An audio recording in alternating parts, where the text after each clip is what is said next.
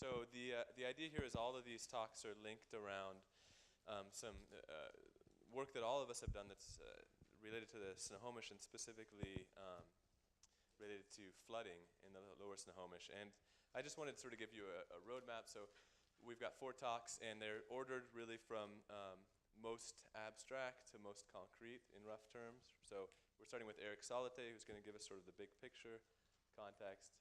I'll talk about looking at flooding in the lower Snohomish and how we did that. And then Julie Morse from the Nature Conservancy is going to talk about how they've incorporated that into a decision support tool and how they use that in a sort of, or intend to use that in a decision context. And then even more specific than that, we have Debbie Turwelegger from, am I pronouncing that right? Okay, from Snohomish County, who is going to talk about some of what they do to sort of engage the community and also as a county and how they may use this information in planning. And since all of us tend to write long titles, I've got the shortened versions here, translations of each title, sort of big picture, nuts and bolts, making it useful and making decisions, all right? So I'm not going to spend any more time. I'm just going to pass it off to Eric, who's going to give us this big picture. And let me get your slides up.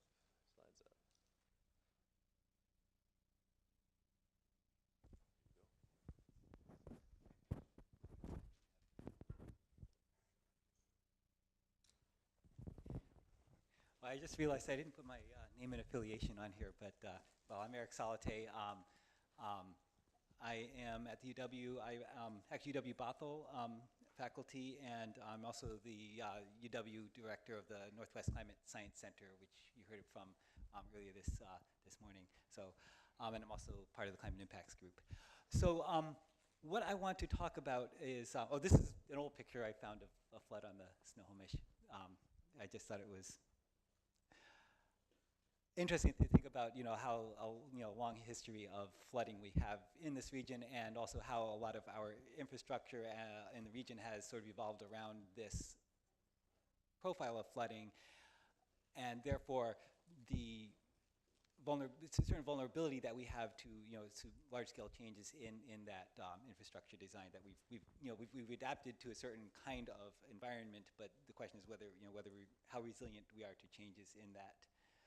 So what I want to talk about to set the stage for what Guillaume and the rest in this session are going to do is to think about the pathways by which climate change can alter flood risk and exposure to floods in the Snohomish Basin. And this is fairly typical of basins on the west side of the Cascades, very different issues elsewhere. So this sketch here is supposed to show the mountains on the right with a stream coming down into some kind of an estuarine system, then eventually leading out into the open ocean.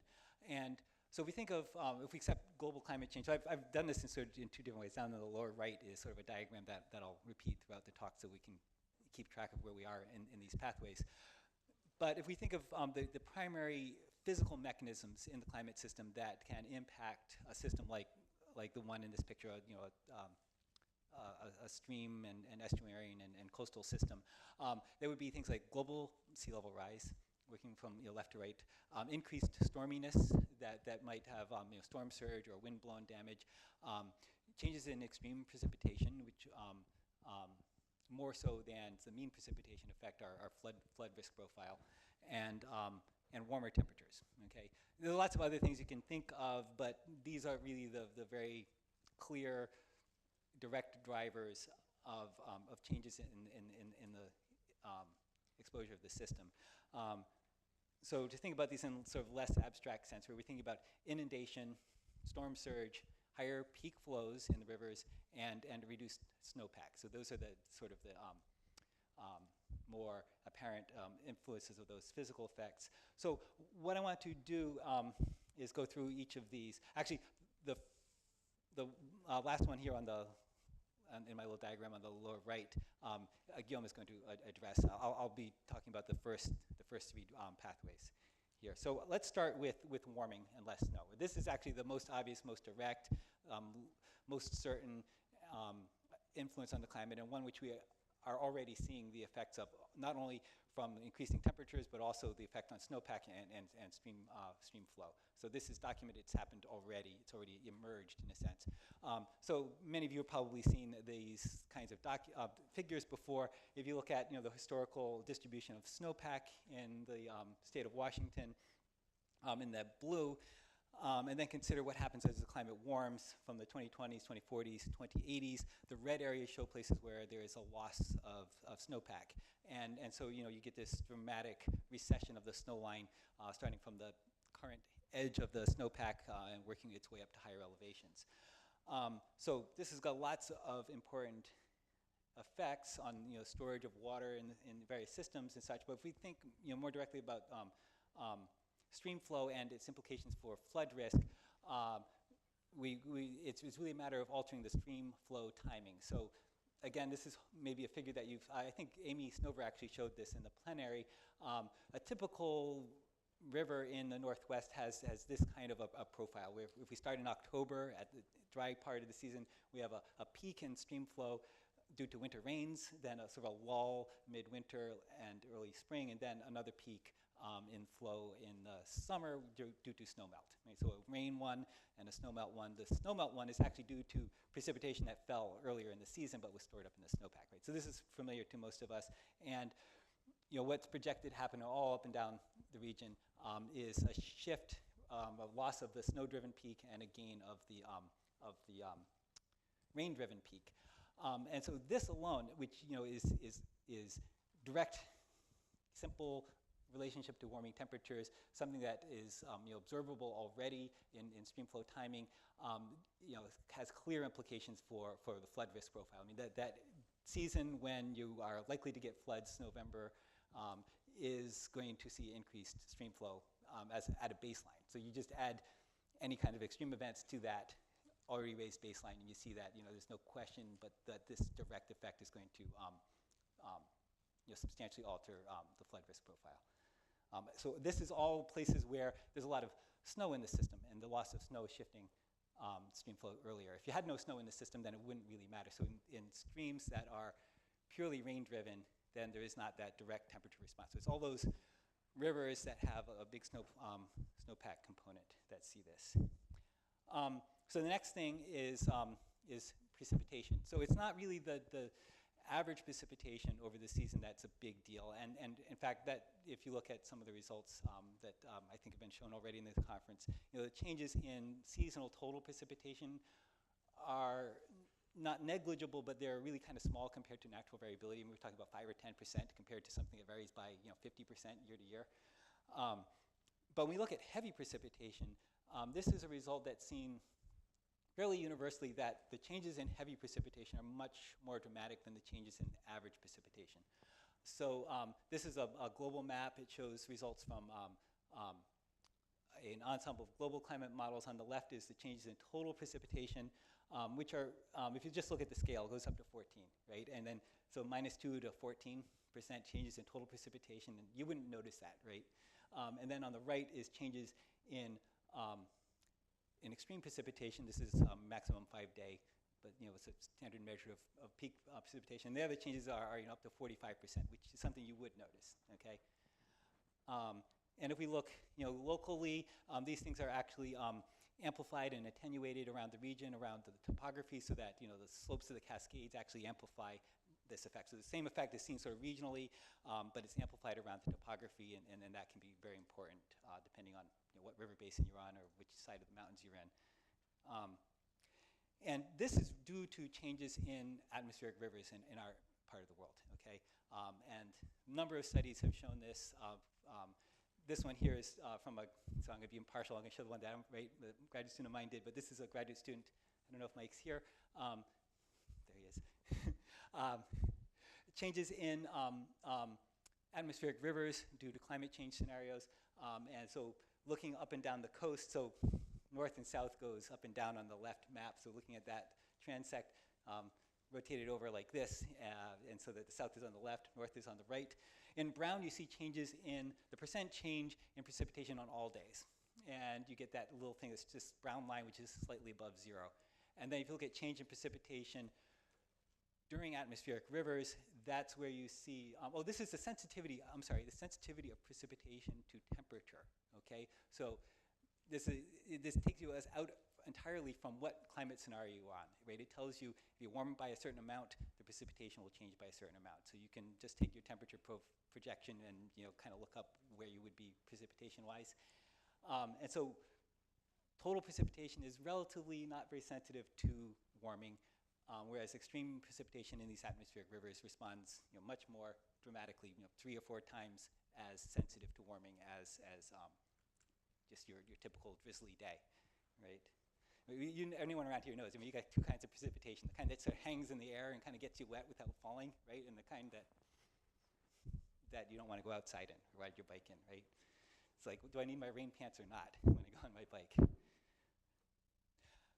So, so we've used these kinds of information to do actual quantitative assessments of the changes in flood risk. And this is a plot to kind of show the variability of the change in flood risk across the region. Okay, so not every basin responds the same way, and this is an attempt to show that. So that cold river basins are over on the right side of this map, and they're separated also by the timing of their peak flow, but let's not worry about that too much. So warm river basins are on the right side, so those are the ones that are rain dominant.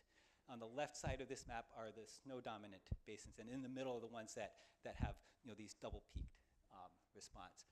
And these are results based on statistical downscaling, which do a very good job of getting sort of the changes in temperature, the changes in the mean precipitation and such, but not such a good job of representing the effects of atmospheric rivers. And so what we see here is this very nice, clear message that the really cold river basins that got lots of snow, they're cold now, they're going to be cold in the future. There's not much of a response there in terms of the flood risk. Then if you look at the really warm river basins, now again, we're not really doing a good job in this approach of dealing with the effect of atmospheric rivers. In the warm river basins, they're rain dominant now, they'll be rain dominant in the future. You don't have that big timing shift in the stream flow. So for those, like the coldest and the warmest, you don't see this big effect. Where you see the big effect here is in the sort of the transitional basins in the middle, where you have that shift from the snow peak to the rain peak, the shift from summer to fall flows, right? And so the Snohomish is a classic example of that kind of basin in the region. So it's all those basins really that drain into the west, into Puget Sound, where all the urban areas are. They're all pretty much these kinds of transitional basins. So they have that huge temperature sensitivity. Now, what we did, so these are sort of more preliminary results using a regional climate model. This is WRF is the regional model we use. This does a better job of representing those changes in the atmospheric rivers. And actually what we end up here is more of a mess. The harder we look at a problem, the messier it gets, right? So we still see that, that effect with the transitional basins having a high sensitivity. We get a lot more variability though, because as opposed to in the statistical downscaling in the future, we get all kinds of different storms that come from different angles and much more variability from year to year. And it's a much smaller ensemble of realizations, so scatter tends to increase, which means that, but still the cold basins are scattered up and down about 0, so no net change there. The thing that's important here that emerges is that when you take in, when you do a better job with the atmospheric rivers, you find that even these warm rain-driven basins tend to have be very susceptible to changes in extreme precipitation events in the future. And that makes a lot of sense because when a lot of rain falls, a lot of water comes down the stream right away, right? There's no buffering by the snowpack. So they're the most sensitive to the atmospheric river events.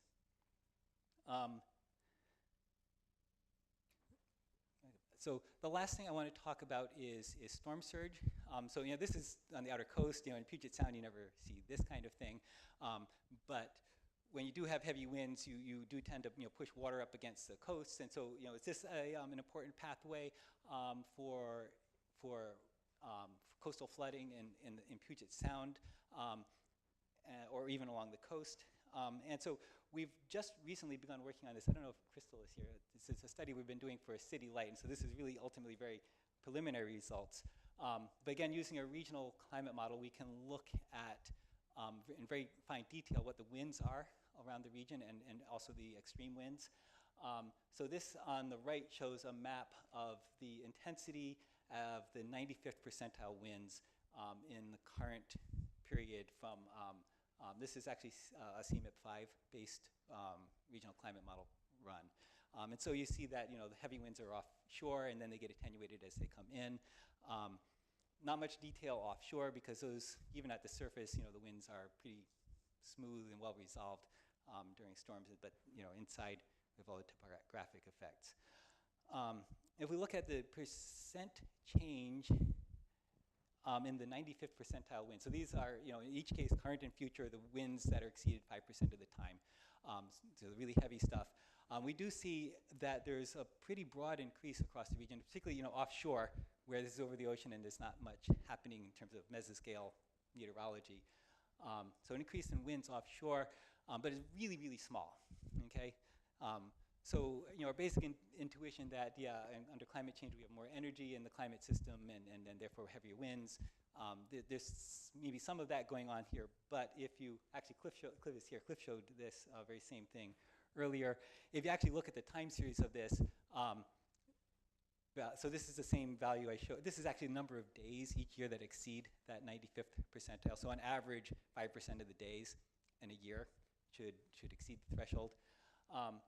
If you actually look at the time series of this, if you stand way off to the side and kind of squint at it, you might see some of a positive slope there, but really nobody sitting there would notice that they were on the left side or the right side. Right? This is not a significant, either statistically or in a management sense, significant trend. So this is for a point offshore where the winds are very well resolved and well behaved, and even as you go inshore, so this is a point near Snohomish, inside Puget Sound, and again, the tendency is well well behaved and very little trend. So those are three of the main pathways that one can think of climate change affecting flood risk in the coastal cities of Puget Sound. And if we go through them, warmer snowpack, reduced snowpack. I put a big green circle around that. That's clear evidence that this is a matter for concern. We can model this very well. We can incorporate the results of these warmer temperatures, reduced snowpack, changes in the stream flow timing into models very nicely. Extreme precipitation, I'm putting a green circle around this one, is also a concern. It's a somewhat lighter green circle because it's a slower emergence of this because there's just so much more variability in the system, right? Every storm is different from every other, lots of things happening, but the overwhelming push in climate change is toward more heavy precipitation in these big events. The next pathway would be changing storminess. I put kind of a gray cloud over that one, right? We don't at this point have very strong evidence that changing storminess is likely to be an important pathway for climate change. So this leaves us with the ones that are actually kind of pretty straightforward, well understood, and easily incorporated into modeling. The final one, sea level rise, Guillaume will talk about too, and that's also a pretty direct, well-founded pathway for climate change impacts on these sorts of systems.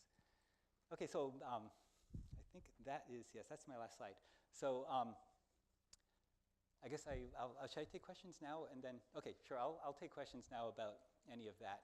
I rushed a little bit, but we got plenty of time. Maybe I'll make up for some of the time of the governor's talk. So any questions? No questions?